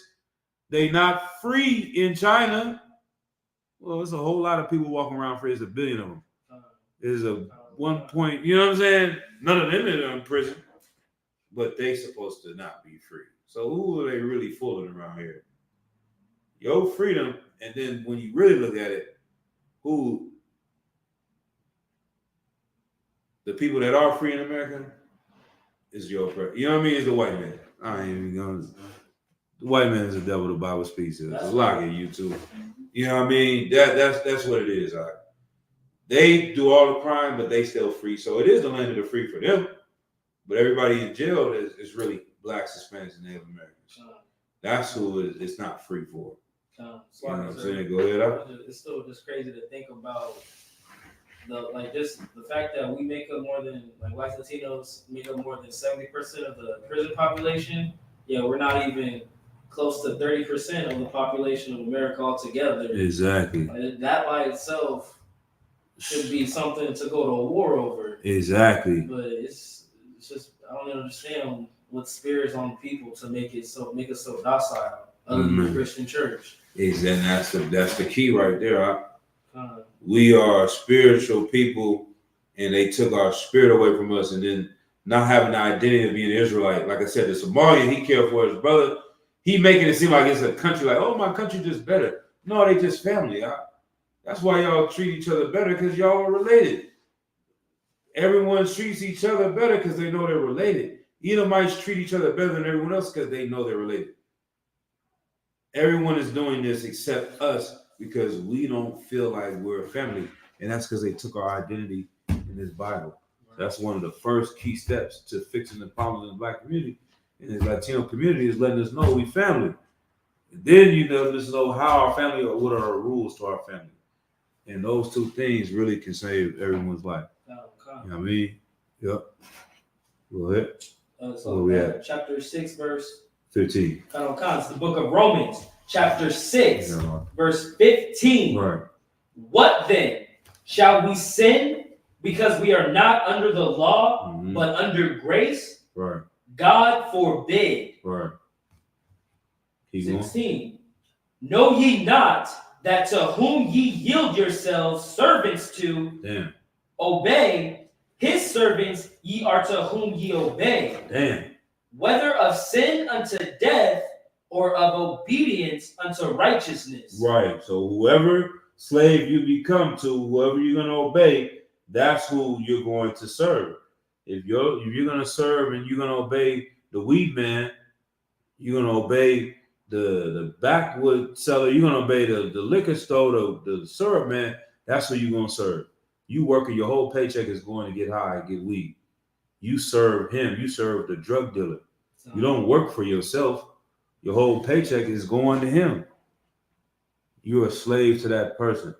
You become a slave to Christ. You're going to work for him, and then you're going to get the benefits of that as well. Just So, like sir, you know what I mean? Slocky. Would another precept to go along with this be the wages of sin or death? Right. Yeah, right. Come. Matter of fact, we're going to get that pretty soon, something similar to that. And that's down in verse 23. Come. Verse 17? Verse 23. Well, read verse 17 real quick. Come. Verse 17. Mm-hmm. But God be thanked that ye were that ye were the servants of sin, Mm-hmm. but ye have obeyed from the heart that form of doctrine which was delivered you. Right. So you obeyed the doctrine. You were servants of sin. This is what your life was about. But now you don't sin anymore, and this is what's delivering you or freeing you. Verse 18. Mm-hmm. Being then made free from sin, ye became the servants of righteousness. Right. Now you became the servants of righteousness. You became slave. Yeah, you're not free. I like literally me coming out of truth. I remember that feeling. Like I didn't want to come into the school because I knew I was going to have to change. So it was a part of me like, okay, I'm still smoking. I don't want to stop smoking, but I know I need to stop smoking. But if I come into the truth, I know myself, I'm going to end up stop smoking. So let me just not go over there so I can keep smoking. And when coming to the school, I'm like, damn, okay, we got to go to camp every week. And in my mind, having that freedom for my entire life, I'm like, damn, man, no Saturdays again. Like, I can't go to the beach on Saturday. I can't do nothing on Saturday for the rest of my life. Like, it felt like I was losing a part of myself. Like, a lot of sisters will say that too when you come into the truth, and their friends will try to get that. I've seen it a lot of times. The sisters will be like, their friends are going to be like, you're not yourself no more. Like, you just do whatever he say do, and you losing your identity. You not even you. Like, you know what I'm saying? They always say that. And that's something, like I said, I ain't even gonna talk about, but I got family, man. I'm battling with this shit. You know what I'm saying? Like, and that's the same thing. It's like, she like, he just don't want me to be me no more. And it's like, yeah, you're losing your freedom, and you are coming to obey someone and follow them. It doesn't feel good initially, but now as I've grown and seen, it's like, damn, I can't wait to go back to camp. Like, what the hell was I doing with my life before? I was wasting my life. You see what I'm saying? But I thought I was losing a part of myself, but that was the worst part of me. It was the selfish part of me that I lost. That I wanted to go and get high and go to the beach on Saturday, and my people are being destroyed. You see what I'm saying? But now, not only do I not miss that anymore, I've learned to love going to camp on Saturday. And now that I wouldn't want somebody to take it away from me. Like right now, Right. This shit is like messing with me. You know what I'm saying? Like, we ain't been going to camp. I don't know what to do with myself. Like, man, all this time on Saturday, I'm trying to figure this out. You know what I'm saying? Like, it's not right. You know what I mean? So that's how it is. Like, you come in, a lot of sisters come in, oh, you dressing this way, you changed the way. Eventually, you're going to see as time goes, and usually it happens, especially as women get older and stuff like that, they start to see, like, yeah, why is that girl wearing that? You know, you start to be like, that's crazy to me. To see it, or to see little girls, and when you see them start growing up, you see yourself in them, and you realize, like, damn, it's not good. Like, you're gonna see this girl in high school, and you're gonna see that was you then, and she's gonna go and get an abortion. And you're like, damn, that shit is not good. It's not a good thing to do. But I would have been doing that, but now I'm listening to this man, and now I don't go through that. And now I don't go through 3 baby fathers, and I don't go through what my friend is going through. She got her eye blacked by her boyfriend. I don't go through her. She in the freaking test getting syphilis, and you know what I'm saying? Because her Brandon dealt with some whore and brought that back to her. Like, you see all the problems your friends have, and you're like, damn, those are the same ones that told me I was losing myself. But actually, I gained a whole lot more freedom than them. Their life is horrible, and it's a whole bunch of pain and suffering over there. But I did have to go through some suffering because I did have to shut my mouth. I did have to listen to this man. I did have to humble myself. That wasn't fun. It ain't fun for none of us. It ain't fun for us to be coming in as a grown-ass man and say, okay, come on, and go pick up this and go grab that. That's not fun initially. You're not used to that. You used to doing whatever you, nigga, I can get your own drink. Who the hell is this nigga telling me to kind of, no, nigga. I'm a grown-ass man, nigga. What the fuck you talking about? But then you start to realize, nah, man, I love this brother. This brother helped save my life. I appreciate getting him a water or a drink or anything because he's helped save me. You know what I'm saying? Okay. So it's not, oh, this nigga is telling me to wash the damn toilet or pick up this plates. It's, nigga, not only is he doing it, he did the same thing for the next brother. This is how we fix our problems. That's the same way a lot of the sisters, if they can get to the other side to see that, they'll be like, okay, I appreciate I don't want that, you know, taught me this stuff right here. Right. All right. Anything else? Where we at? 19. Let's drop down to verse 23 for yours, and then we'll go for time's sake. We're gonna keep going. It's the book of Romans, chapter 6, verse 23. Right. For the wages of sin is death. Right. All right. Drop that, and I'll go to Deuteronomy. Ecclesiastes 12 and 10.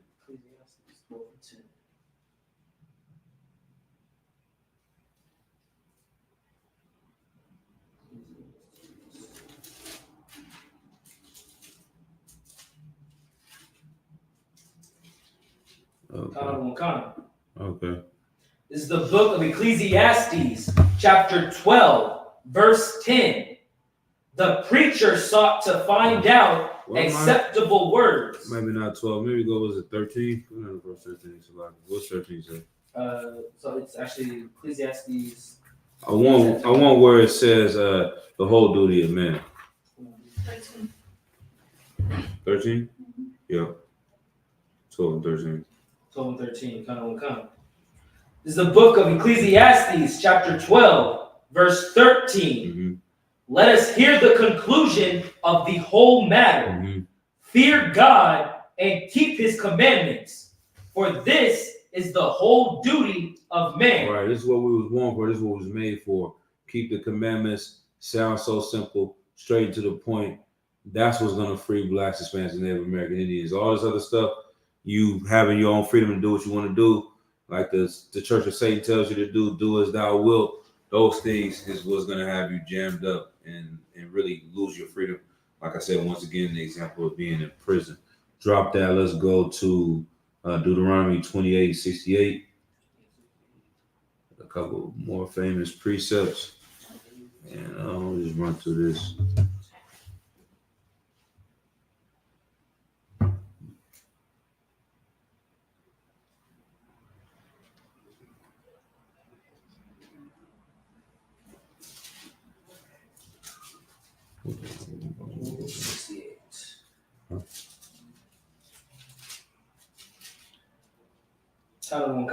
Mm-hmm. This is the book of Deuteronomy, chapter 28, verse 68. Mm-hmm.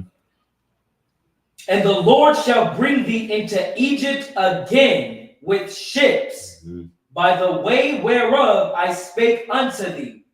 Thou shalt see it no more again, and there ye shall be sold unto your enemies for bondmen and bondwomen, and no man shall buy you. Right. This is the prophecy that happened for us not following the law, statutes, and commandments. These are one of the curses that happened for us not obeying the Lord, and we lived through it and went through the worst captivity on planet Earth. You Google the word slavery, you're gonna see us in slavery. And so, give me Deuteronomy 30 and 19. Come. That's what I want. Come. See what it says. This is the book of Deuteronomy, chapter 30, verse 19. Mm-hmm. I call heaven and earth Right. to record this day against you, Right. that I have set before you life and death. The Lord told you before you right now, these laws, statutes, commandments, I'm giving you an option, life and death. Oh, but you losing yourself. Life and death. Oh, you just doing whatever they say. Life and death. You in a cult. Life and death. This is just Christmas. Life and death. Oh, it's just Easter celebrate. Life and death. I'm setting before you. I'm showing you. This is highly intelligent. The Lord is the most intelligent thing. Like this book is no other. It's so plain and simple, but it's like rocket science, man. Read it again. Verse 19. I call heaven and earth to record this day against you, Right. that I have set before you life and death, Right. blessings and cursing. Uh-huh. Therefore, choose life. What? Mm-hmm. Therefore, choose life, Right. that both thou and thy seed may live. Right. So it's like if you had a test and someone gives you the answer is B in the multiple choice questions, and you looking like, what should I do? Choose B. That's the answer. This is the answer to the question that you ask, and this is the answer. This is the answer to the test that you're taking. Choose life. The Lord's not even telling you. You don't really have an option. This is just you have two things set before you. I'm showing you which way to go, which way not to go. Choose life. This way is life. The other way is death. And we chose death every time.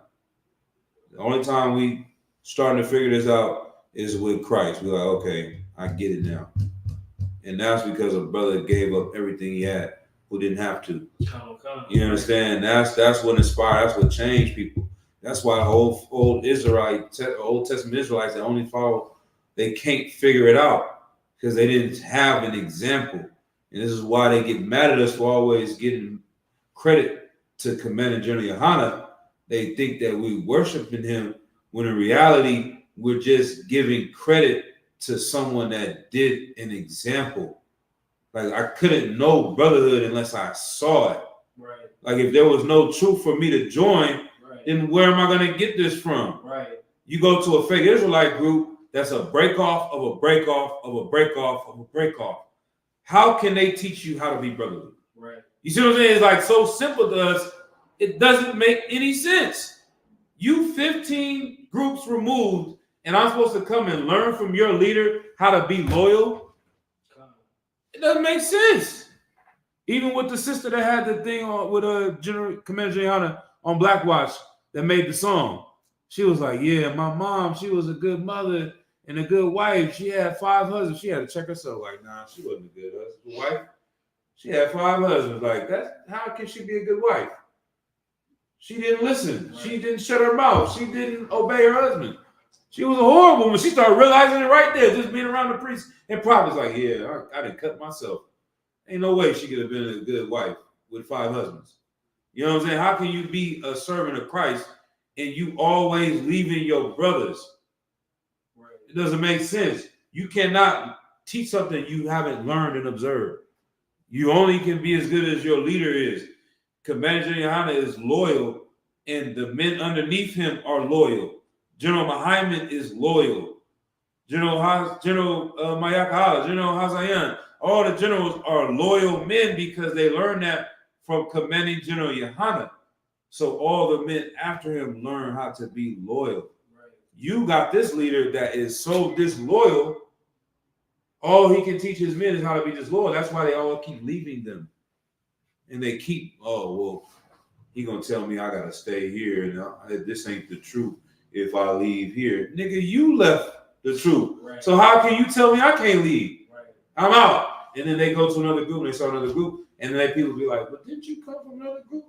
So why can't I leave y'all? And then they start saying stuff, well, we can just be a unity camp. We don't have to be all together. We can just come together on Saturday and we can be united, and it looks good on TV, on camera. But when we go home, we hate each other and we don't really be together. So they make an exception and say there ain't no home of the truth. Right. Because they can't be themselves if there is a home of the truth. Right. You see what I'm saying? It cuts their spirit. Like, how can I do what I'm doing unless I say I'm the home of the truth, and then I will make this other person feel bad, and then they would be like, well, how are you in the truth now after leaving me? Right. You can't be in the truth because I'm the truth. And then they're gonna be like, well, I'm the truth. And then they're gonna be like, no, matter of fact, let's just fix it. Ain't no truth. Right.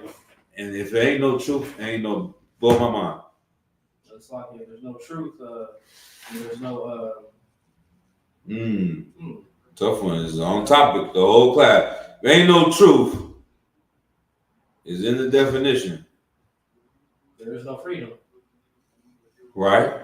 Because the truth is Oh, Slakia, there ain't no truth, there is no lie. Or Slakia, if there's no truth, then there's nothing that's wrong. No law. what was it? No law. There you go. The truth is the law. So if there is no home of the truth, then they're teaching there is no law of God in the fake Israelite group. Because what rules are you keeping if there's no place to find the truth at? It doesn't make any sense. So then there's no law. Then you can join the purple faggots. They about to really cut. You can join them, and then you can be a homosexual. And you can join them, and you can go sleep with a transvestite. That's what they're doing there. The dude shot the transvestite. You know what I'm saying? In purple, with a purple shirt on. Being an IUIC. Because he's in a place that's lawless. It's that simple. Go ahead. It's like, sir, something I noticed about other Israelite camps is even when they come against any of the generals or any of the captains, they'll never say that we're not teaching the truth, but they'll always, all of them, every single one, no matter where they come from, they'll always say the same thing about the men UPK being unrighteously prideful. They'll never say anything about the teachings of the truth. They know it all comes from One West, but they always accuse us of being unrighteously prideful, and they say that is the problem with these because we say we're the home of the truth, and they hate that to the point where it's just the only thing they can say is just make up saying that we're prideful, unrighteously. Right. Get out of hand. That's what I'm putting. And we know who got a lot of that. Who was told the same thing? No, Salakia. In the Bible, prideful. Salakia, was it David? Need one more shot for time's sake. Yahushua. Khan. Yahushua was told he was too prideful. He was too bigging up himself when he was saying he was the son of God. They said it was blasphemy and stoned him. Because how dare you say something like that? You see what I'm saying? And that's the same spirit these brothers got on them. But it's like we say these bold things and bold statements, only home of the truth. If you're not in One West, you're not in the truth. Because Christ did the same thing. Right. You know what I'm saying? He said, follow me. He said, what was the one that Christ said? He was like, he that's not with me is against me. Them is bold statements. You trying to lead the whole nation of Israel? You going around the Sadducees and Pharisees. They're like, we in charge. You supposed to come up through us. We supposed to crown you and say that you're not with us. You're against us. He like, you're not with me. You're against me. You're against the Lord. Right. That's a bold statement to say that God ain't with you if you ain't following me. Follow me. These fake Israelites would have probably tried to kill him too. We know they would have tried to kill him too. Right. But Salakia, anything else? I mean, blah blah blah. Proverbs 3:31. I'm just running through these so you can have them be a precept book too. Proverbs 3:31. I'm gonna get. Oh yeah, I'll let you.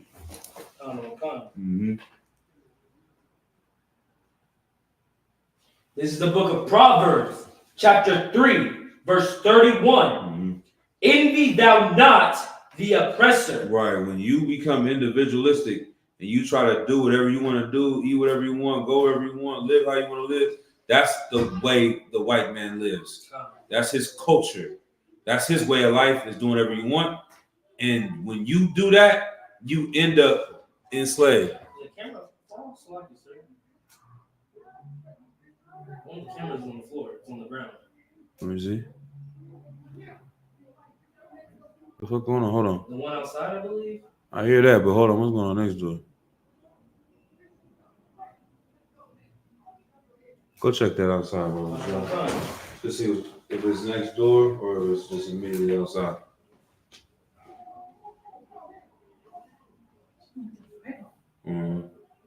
Might just be some crackheads. It's like it, sir. There's a man out here. He's somewhat abusing his woman, I think. Put his hands on her. Brother.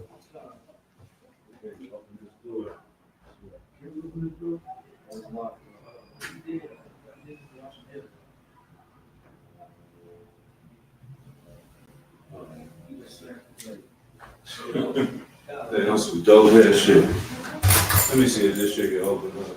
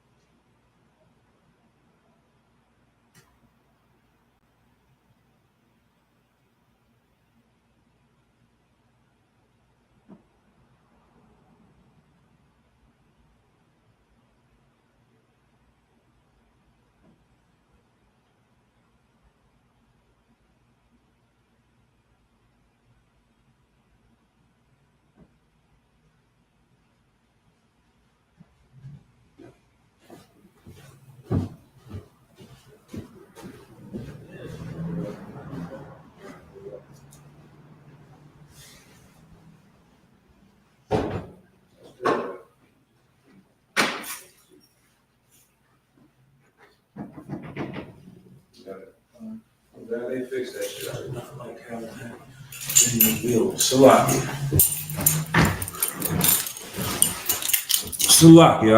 I walked in online. A little situation out the school, nothing too serious though. The camera's too, sir. Yeah. Where at? What are you talking about? Which one? In the front or the back? I'm not sure where this one right here. Oh, it has been.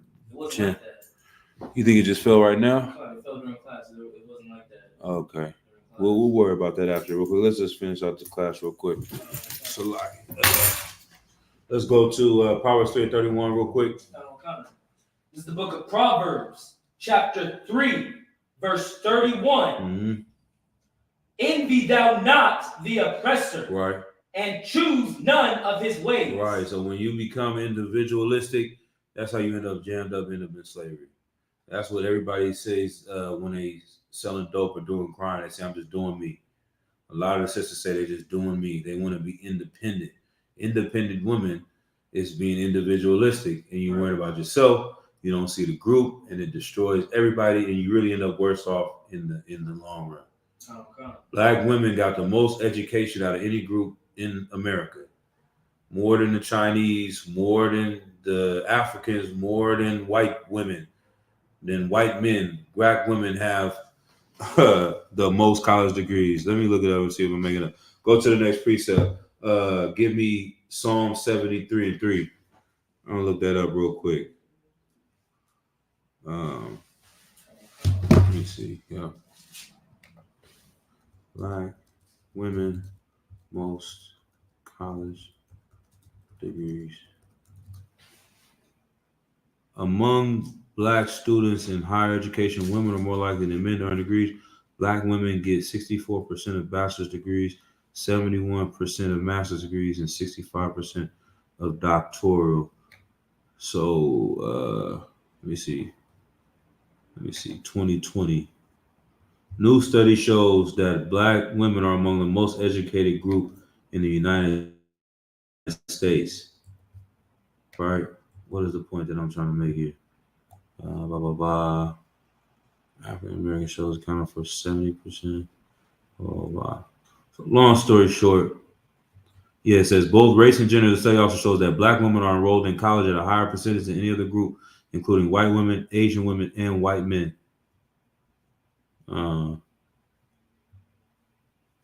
Okay, blah, blah, blah, blah. So that sounds good. Sounds amazing, right?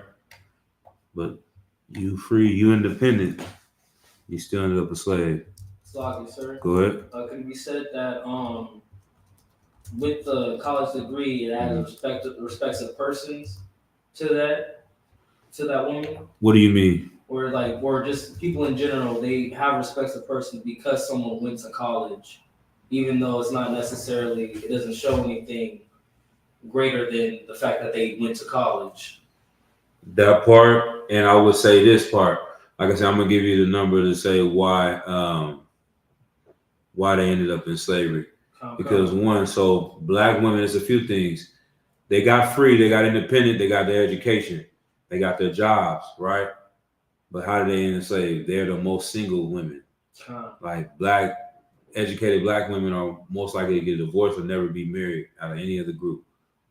And also right here, it says black women own a disproportionate amount of the $1.6 trillion federal student debt total, with higher debt averages than any other demographic. These melanated and highly educated black women have 43% more undergraduate debt than their white women counterparts. They enslaved. All that independence, all that education, and you're a dummy. Right. You are enslaved to the white man, and he's making money. He don't even go to college no more. He's making money off of your ass. Right. And that's the type of stuff that Jeremiah be saying, like, that's just being one way. Like, I just thought of that right now. I didn't even think about that before class. Like, the white man ain't going to school because your dumb ass is paying him to go to school. He's like, why would I go to school when I can just get money off of you? I'm going to do the construction to build the school that you go to. I'm going to do this and do that. I don't have no student debt. I'm making $100,000 a year, and you are $200,000 in debt. And you work at Walmart now. Like, this stuff be crazy, man. So yeah, all that, and you don't even have a family or a husband or nothing to do to go with it. Right. It's like you're dumb, man. And so all that, you're envying the oppressor. Read Proverbs 3:30 one more time. Mm-hmm. It's the book of Sloppy. Right. And we got. Oh, I told you to go to Psalm 73. That would work too. Sloppy. My fault. I had you go back. One more time. I have it. Where you got both of them, or you got just one? If you got Psalms, just do Psalms. Let's do Psalms 73 and 3. It's gonna be the same the thing. Book of Psalms, chapter 73, verse 3. Right. For I was envious at the parody of the wicked. For I was envious at the foolish when I saw the prosperity of the wicked. Right. You see how great your oppressor is living, and you envy them. You want what they have.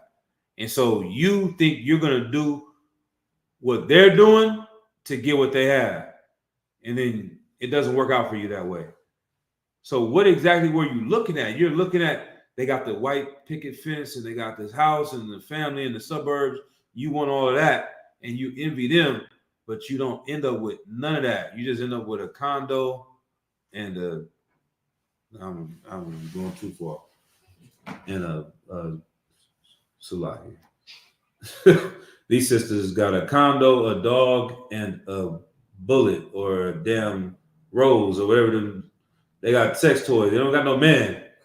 They lonely. You know what I'm saying? Like, what the hell was all that for? You're not gonna live like the white woman. If I may, you know what I'm saying?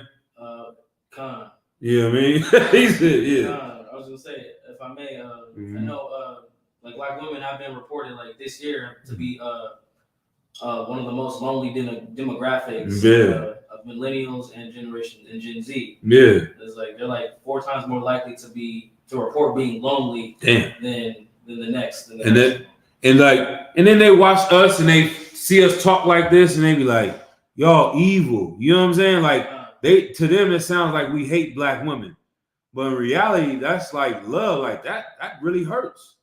Like that doesn't make me feel good to say that there's 100,000, a couple million black women that is in $1 trillion worth of debt and lonely. Like that's not what I came into the truth for, to push black women down. But we have to tell them the truth. Am I your enemy because I'm telling you the truth? How else you gonna change unless nobody else telling you? Creflo Dollar ain't gonna tell you. He gonna tell you the women now are loose. Then you can be equally dope. They gonna tell you there's some mythical Tyler Perry actor that's gonna come save your life, and you're gonna marry. So you living in a false reality, and this brother over here drive a bus, you'll never talk to him because you got 2 degrees and you make this much money. When you could really come and help raise this brother up, show him how to get a business, build a family, use all the education you got, but you have this whole mindset envying your oppressor.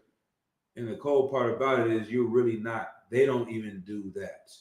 Or when they do it, they do it right because it's for them. What am I saying? Like, we follow the men. What's our problem? We follow the gangsters. We want to be like the Italian mafia. Right. We want to be like drug dealers and do crime and robbery and kill people like the Italian mafia.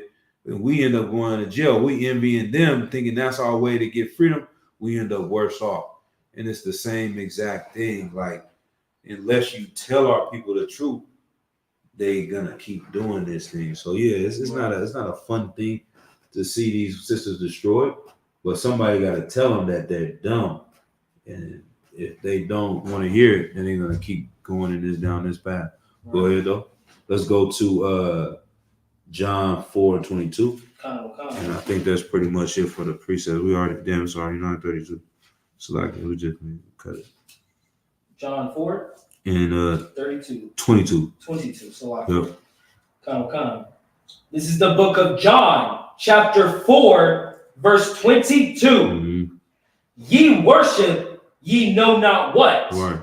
We know. That's not what I wanted. Damn. 8 and 44. That's my fault. I think that's what I want here. Mm-hmm. It's the book of John, chapter 8, verse 44. Right. Ye are of your father, the devil. Right. And the lusts of your father ye will do. Mm-hmm. He was a murderer from the beginning. Right. And abode not in the truth. Damn. Because there is no truth in him. Damn. When he speaketh a lie, he speaketh of his own. Damn. For he is a liar and the father of it. Damn. So once again, you of your father, the devil, and the lust of your father you will do. He's checking these Sadducees and Pharisees. He's saying you are just like the oppressor. You love him so much, you're acting like him. Right. You're doing the thing he does, and the lust of your father you will do. The oppressors are a lust-filled nation of people. All they do is just self-indulgence. Like, what is that stuff called? Bulimia, where you eat food and just throw it up. You know what I'm saying? That's their code. They've been doing that since ancient Greece. They just eat grapes till they get full. They used to, the Roman parties, they have a bucket where they could just throw up in the bucket and then they just eat more food. Like, they're lust-filled bastards, and we become like them, and this is what's destroying us. He was a murderer from the beginning and abode not in the truth. He didn't keep the law. He was lawless. He was an outlaw. And when you become an outlaw, you become lawless, you become like him, you'll become a murderer too. Right. Because there was no truth in him. You know what I'm saying? There is no law in him. That's not what he was made to be. He wasn't made to be in order. He was made to be out of order. When he speaketh a lie, he speaketh of his own, for he is a liar and the father of it. That's just how they are. They have to lie, because if they tell the truth, then they will fix things. That's why when you go to school, a lot of people don't want to go to school because they're like, they telling you a lot of lies. Of course, there's good information you can learn in school, But unless you have the mindset to see the lies in it, then you will become lost like a lot of those sisters. Right. So they go into school and they trust in the oppressor, and then they're coming back with it to our community, and it's not working for them Right. because they believe in the lies. So they're like, oh, this is a male patriarchy. You're trying to oppress me. That's the good. God, yeah. Like I said, I'm figuring this stuff out right now, but we're going into class. They go into school and they like, the black man is trying to destroy me. They went to school and learned that. Isn't that crazy? You went to school coming back talking about this is male patriarchy. You're trying to dominate. You're a male chauvinistic bastard. You're trying to oppress me by telling me to shut up and cook and clean at the house. And I remember, man, I even gave a ride to an Edomite. I was driving Uber. And she was like, yeah, I like my husband, you know, and he's from an old-fashioned family. He come from money. He got a lot of money, but he wants to control me, and he wants to tell me what to do, and I don't want to do it. And then she got out the car and she went to work, and it's like 7 o'clock in the morning, 8 o'clock in the morning. I'm like, you're about to go into this job, and they're going to tell you everything to do today. Right. They're going to tell you to do this and do that and do this and do that and do this and do that. And you're going to do it. And then you're going to go home, and the person that's sleeping with you, you're not going to do anything he tells you to do. And they will fire your ass in a heartbeat. If it becomes a recession, they will lay you off. They don't give a damn about you. At least he's over here willing to love and kill and die for you, allegedly, you know what I'm saying, as an oppressor. I was like, that shit is so dumb. You know what I mean? Like, she is getting up and doing she didn't have to work. She was talking about it. Like, he just wanted me to stay home, raise our kids, and not work. I don't want to do it. I don't want to listen to him. And then go in here and do whatever somebody else said he do. Right. So it is what it is. That's the way of the world, man. That's how they teach you. That's how they get you. That's how they oppress you. You know what I mean? It's You go. crazy that she said that because it's like, what is she doing with him? Why she married? Why she choose to marry him if she felt like that? Exactly. If she's not gonna be there for her husband, then what is she doing with her life? She's doing what her culture tells them to do. You see what I'm saying? Because their culture doesn't benefit off of you being successful together. They benefit off of you being destroyed. And so that's the same thing. Like, that's what the black women bring it all back. The black women are listening to white women, and it's destroying their family. But the reason why the white woman is teaching this is because the white man wants to enslave you, if that's making sense. Like, he's the one telling them to say this to you, then you come home and you're like, yeah, my husband's oppressing me. And then you leave him and go get a job and work for him. And now he gets more richer. So he came up off of you being destroyed. So she didn't go to school and learn, damn, the white man's the devil and he's the oppressor, and I should try to get with my husband and fix our community. She learned that he's the problem and he's the enemy, and I should get away from him. And so, yeah, that's the same way. Like, she's doing that because she's been brainwashed by people that want to take advantage of her. How is he going to get her to come to work for her if she goes home and follows her husband? So she's still married. To answer your question, like, why did she do it? She thinks that's what she's supposed to do, but she's been brainwashed by society to be an individual, and she doesn't want to let go of her individual mindset. She wants to have her cake and eat it too. That's what it's called. She wants to have a family and still be independent. And you can't, one's going to have to break. And that's what's called divorce. Right. So I bet you those people are divorced right now. I'm not psychic, but 9 times out of 10, that lady I gave a ride to is not with him right now. And they're probably divorced because it just doesn't work out. She's trying to be independent and have a marriage. She wants to have her cake and eat it too. You can't have both. It doesn't work out that way. It's not the real world. But with that, I know we've gone over time. We'll go ahead and close out the class. I'm just going to salute everybody since we're over time anyway. I'm going to say shalom, Yahweh Shah, to all the brothers. Yahweh Shemar, Yahweh Shemar, Shah, to all the sisters. All right, class dismissed.